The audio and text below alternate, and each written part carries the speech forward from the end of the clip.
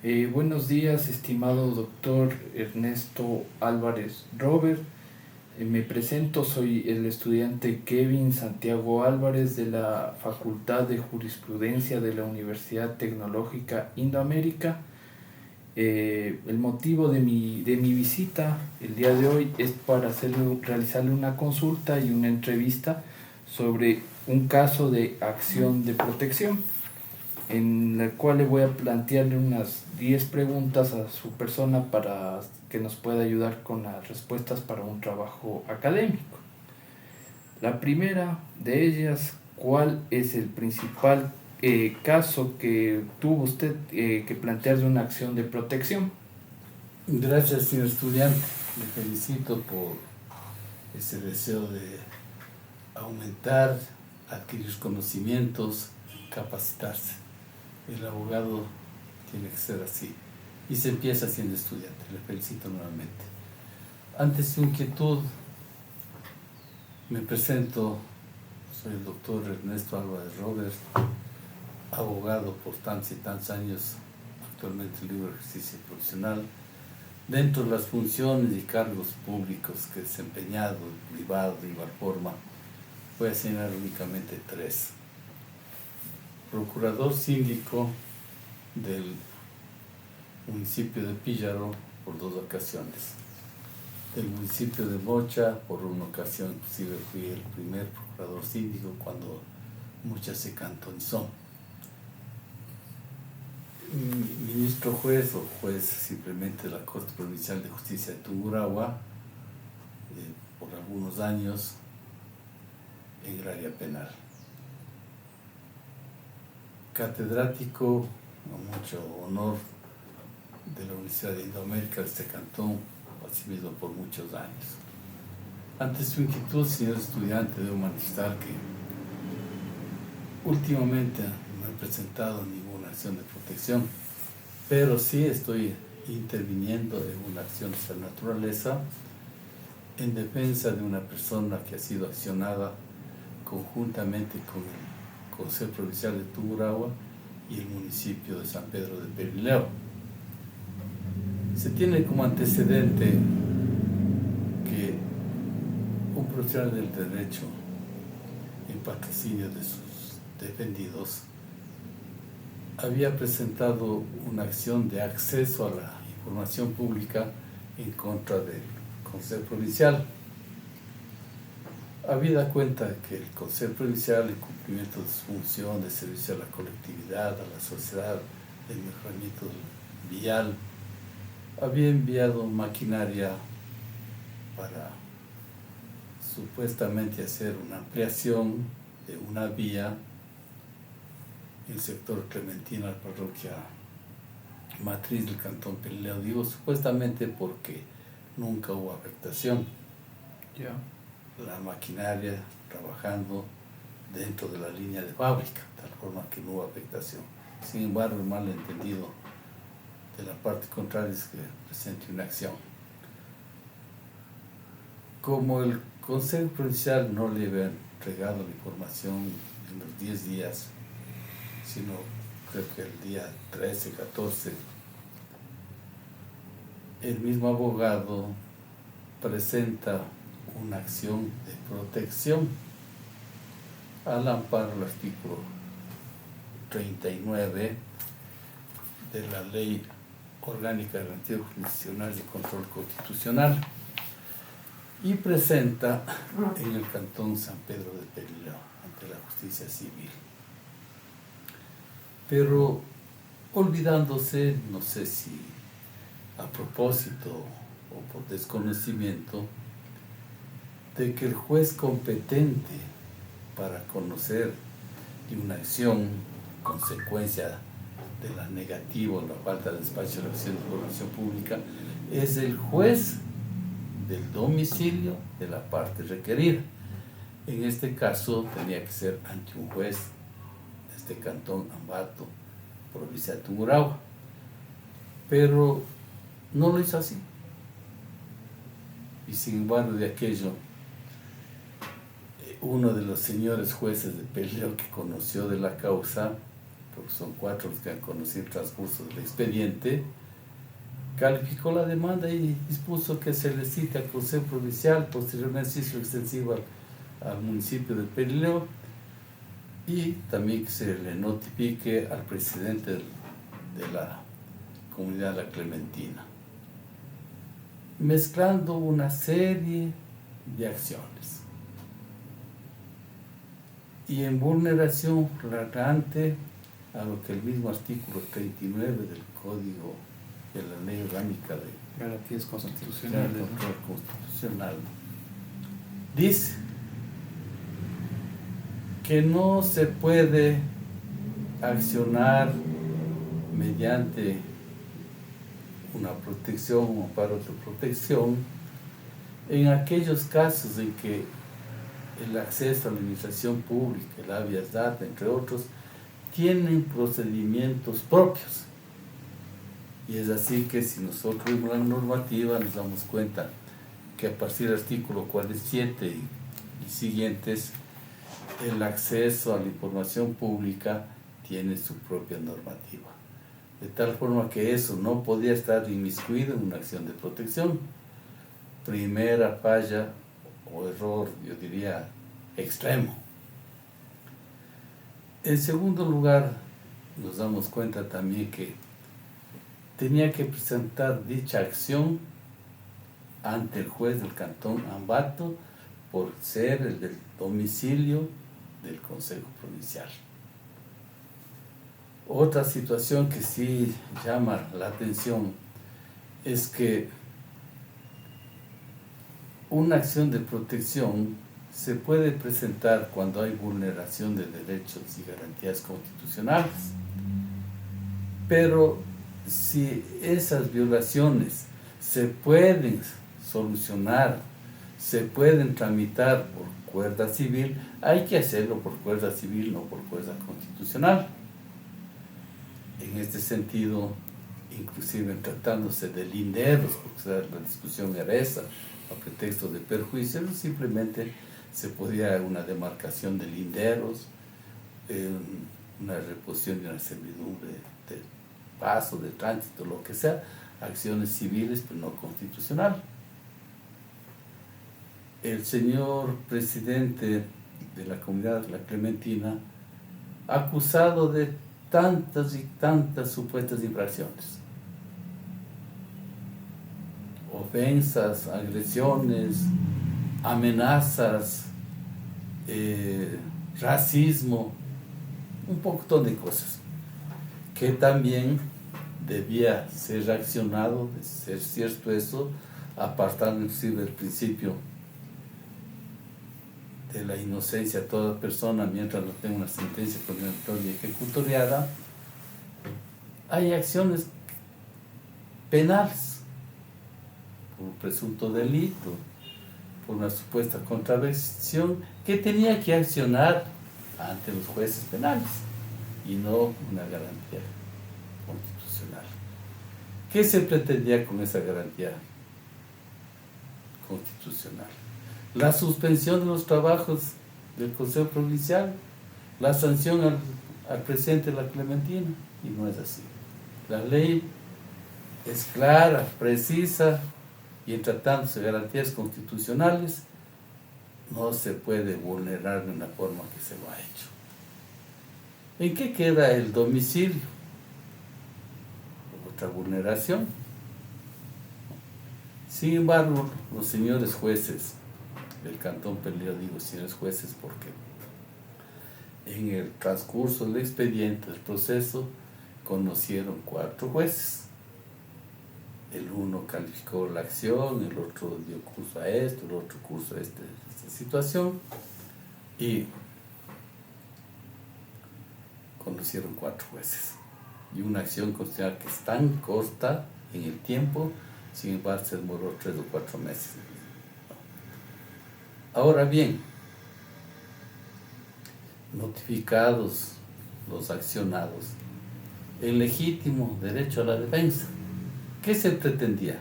La tutela efectiva de los juzgadores, artículo 75 constitucional, que se cumpla el debido proceso, artículo 76, 169 de la Constitución, para llegar a seguridad jurídica. Pero nada de eso se dio. Mejor estaban vulnerando derechos, principios y garantías constitucionales, direccionar a una persona en contra de otra. Se pretendió que se suspendan los trabajos con una medida cautelar, cosa que por lo menos ahí los jueces negaron, cumplieron correctamente lo que dice la Ley Orgánica de Garantías Judiciales y Control Constitucional. En el devenir del transcurso del proceso, se vio lo siguiente. A la acción presentaron como prueba copias de algunos documentos. No recuerdo si fue del certificado de gravámenes de la propiedad. Presentaron una línea de fábrica. Presentaron el título de propiedad, una posición efectiva, una carta de pago del impuesto predial. Solicitaron que declaren testigos e inclusive una inspección judicial. Y resultó tan interesante que al actuar la prueba, una era inoficiosa, otra en copias simplemente vulneraba la disposición del numeral 4, artículo 76 constitucional, que dice que las pruebas actuadas con violación de la Constitución de la ley carecen de eficacia jurídica y eficacia probatoria. ¿Qué prueba puede hacer un papel simple? Ninguna. La respuesta, ninguna. Los testigos que dijeron que la maquinaria ha ido allá, estaban trabajando, pero que al señor presidente de la Comunidad Clementina nunca le vieron ahí. Y al no verle ahí, mal podía ser el causante o el autor de amenazas, agresiones, xenofobia, etcétera, etcétera. La inspección que se hizo con la presencia de los funcionarios del Consejo Provincial, del Consejo Cantonal, de nuestra parte, el señor juez y la perito. La perito, en base a una honradez profesional cierta, fija, segura, tomando en cuenta la información en el Consejo Provincial, la información del municipio de San Pedro de Pelileo, presentó el informe. Con el informe se dio cuenta hasta la saciedad que no hubo afectación de ninguna naturaleza, que los trabajos que estaba realizando el Consejo Provincial para mejorar la vía, dotándole de aceras, bordillos, el puente, el asfaltado de la calle, que está en la mayor parte ya cumplida, pero con obstáculo y la posibilidad de hacerlo en la parte que era materia de acción constitucional, indicó que los señores accionantes por intermedio de su abogado son propietarios de un inmueble que practicaba la regularización del predio por parte del municipio. Se dieron cuenta que el predio no era de 3.000 metros, sino de 8.000, números redondos, no recuerdo exactamente el metraje, pero está entre los 3 y 8.000. Y que la línea de fábrica llegaba a tal sitio, consecuencia que ellos no hubo vulneración de nada, ningún perjuicio. Y de haberlo perjuicio tenía que tramitarlo por la vía civil. El Consejo Provincial, como es lógico, dijo que la verdad, que no han accionado ordinariamente un reclamo, un petitorio de expropiación, que no era necesario, estaba dentro de la línea de fábrica. Eso sería lo que les podría indicar. Sin embargo, de aquello como adicional, el señor juez que dio el veredicto final en la instancia, rechazó la acción de protección, pero no con los argumentos que constan en la ley, sino indicando que no hay prueba y que al señor presidente de la Clementina podía accionarse como contraventor. Pero bueno, ya. Ahora bien, es algo importante, según legalmente, con disposiciones, normas, resoluciones, los señores representantes que actuaron en la audiencia del Consejo Provincial, Consejo Municipal, demostraron hasta la saciedad que asuntos de linderos, ¿cómo puede ser materia de una acción constitucional, una acción de protección? Es incompatible. Es incompatible 100% o 1.000.000%. No conformes con esa sentencia de primera instancia, la parte accionante apeló. Actualmente se encuentra la causa en la sala de la familia, mujer, niñez y adolescencia de la Corte Provincial de Justicia de Tungurahua. Y la audiencia señalada está para el 4 de diciembre a las 9 de la mañana. Convencidos 100% que se aplicará la ley correctamente. Si no declaran la nulidad, que deberían declararlo por la incompetencia del conocimiento de la causa, tendrían que rechazar la acción 100%, porque no se puede vulnerar derechos y garantías constitucionales para reclamar una presunta violación de normas constitucionales. Hay que aplicar la ley correctamente. Y ese es el ejemplo que hay que darles a los estudiantes, que desde ya actúen con decencia, con honradez, con conocimiento de causa y todo en bien de la ley, de la justicia y del derecho. Hagan homenaje a Lindo América. Claro que sí, por supuesto que lo vamos a hacer. Y bueno, estimado doctor, tengo otras preguntas adicionales que realizar. Bueno, en vista que ya también me supo contestar la segunda, que era una de ellas, quisiera hacerle una tercera pregunta.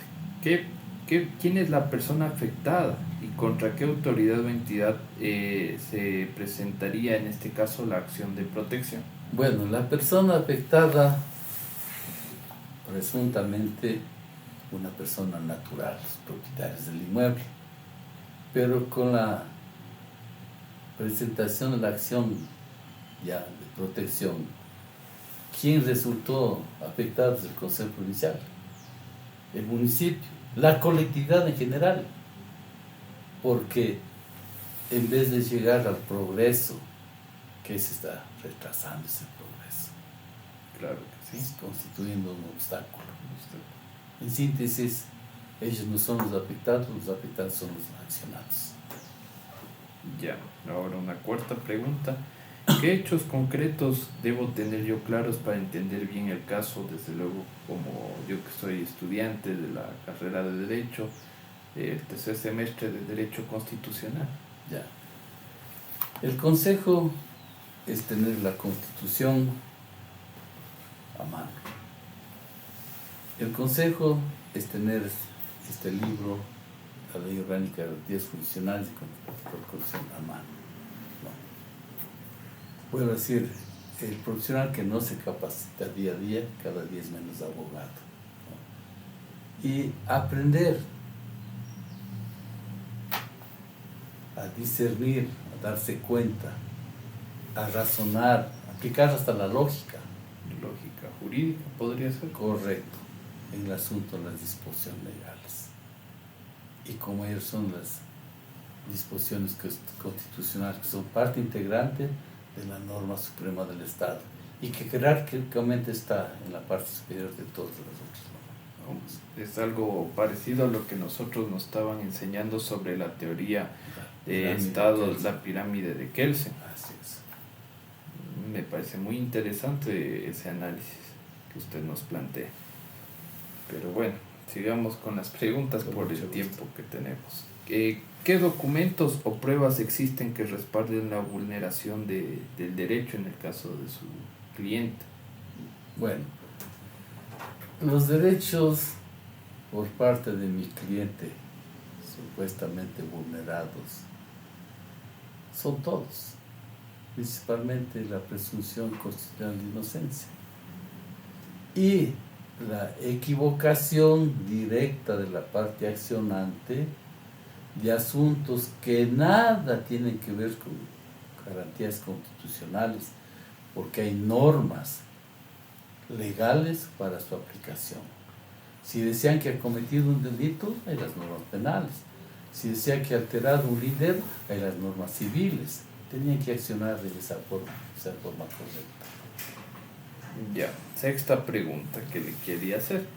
¿Qué acciones previas se han tomado antes de acudir a la acción de protección? Indiqué al inicio que habían requerido o presentado una acción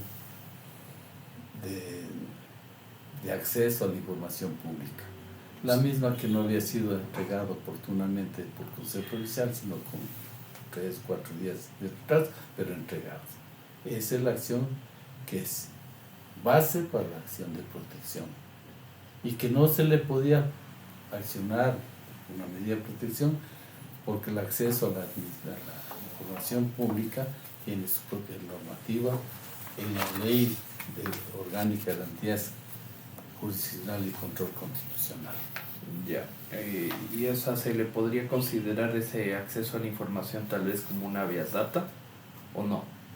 Eso es muy diferente, porque si estamos pidiendo nosotros documentación en base a la acción de acceso a la información pública, esa es una aplicación para dar cualquier otro uso, menos la que constituye la habeas data. Listo, gracias por la aclaración, desde luego. Y también, de acuerdo a esto, un habeas data no se puede presentar ¿Ya? mediante una acción de protección, sino no. en base a la normativa que tienen en los mismos libros, de tratados, de tratadistas con redundancia, en la aplicación que da la Corte Constitucional en innumerables fallos, pero lo principal es aplicar la norma correctamente. Y la norma dirigida o direccionada de forma precisa al hecho que es materia del reclamo. Interesante, muy interesante con respecto a esto que nosotros como estudiantes debemos implementar en el día a día para ser mejores abogados y seguir cada vez capacitándonos. Pero bueno, sigamos con otras preguntas que tenemos. ¿Qué reparación o medida buscaba obtener con esta acción de protección de su parte? Bueno, yo no he presentado ninguna acción de protección, de tal forma que es el juez que debió rechazar, inclusive sancionando a la parte accionante, porque presentaron vulnerando normas y garantías constitucionales y le hicieron al juez cometer el mismo error. Por eso la consecuencia que ellos deberían ser sancionados, no nosotros, no. Pero haciendo un alcance en sentido inverso, ellos lo que pretendían con esa acción es paralizar los trabajos del Consejo Provincial. Para que no desarrolle. Para que no amplíen la calle, para que no construyan aceras, bordillos, no amplíen el puente, no pongan el asfalto en la vía, o sea, sin darse cuenta llegaron a eso. Pero ahí también está la inteligencia, la capacidad del abogado, ¿no? Dirigir correctamente. Ya, ahora una octava pregunta. ¿Existe algún plazo o urgencia que deba considerar para el análisis en este caso para nosotros como estudiantes? Bueno, que tenemos que las leyes, las normas constitucionales determinan que todos los trámites deben realizarse con agilidad. forma rápida, concreta. Si nosotros vemos los tiempos, quizás podría una acción de estas demorarse unos 15 días, exagerando, un mes, pero aquí 4 meses. Ya. O sea que no hay un plazo estimado. El plazo que se señala en cualquier norma. Estamos acostumbrados a la ingrata presencia de las vulneraciones que dan los jueces. Un caso concreto, a un perito le dan 10 días para que presente el informe. El perito no presenta el informe a los 10 días, presenta a los 15 días. Vive el rey, no ha pasado nada. Y no debería ser así, en este caso debería accionarse. Esa acción se convierte en inconstitucional porque está vulnerando derechos. Claro que sí. Inclusive se puede llegar a la vulneración al debido proceso, al derecho a la defensa, entre otros. Me parece muy interesante este tema, en este caso que usted nos está presentando de la acción de protección. Y tengo 2 preguntas más puntuales. Con mucho gusto. ¿Cuáles podrían ser los puntos más fuertes y débiles que usted me podría indicar en este caso para nosotros como estudiante entender de una mejor manera? Los puntos más fuertes es tener esos diálogos, estas entrevistas, estas consultas, coger libros, ingresar al internet, o sea, capacitarse es el punto preciso, ¿no? Para ser un buen profesional. Y lo contrario sería la desidia, que el importismo, el descuido, el abandono, la vagancia, etcétera, etcétera. La impuntualidad, que es lo peor que existe en este mundo, ser impuntual. Si tenemos todas esas cosas negativas, ¿para qué estudiamos? Claro que ¿Para qué pretendemos ser abogados? En cambio, actuando en sentido positivo, inclusive en honor a la universidad. Claro que sí. Nosotros, sobre todo, que pertenecemos a la comunidad de la Universidad de Indoamérica.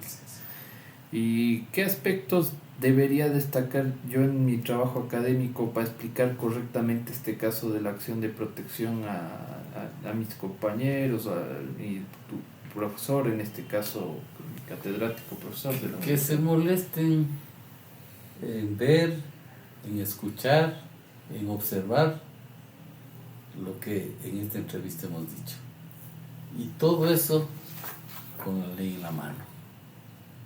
Todo lo que he dicho está aquí. Todo, absolutamente todo. Eso sería como consejo. Le agradecería mucho por su tiempo para esta entrevista. Yo, en mi caso, como estudiante, quedo eternamente agradecido con usted.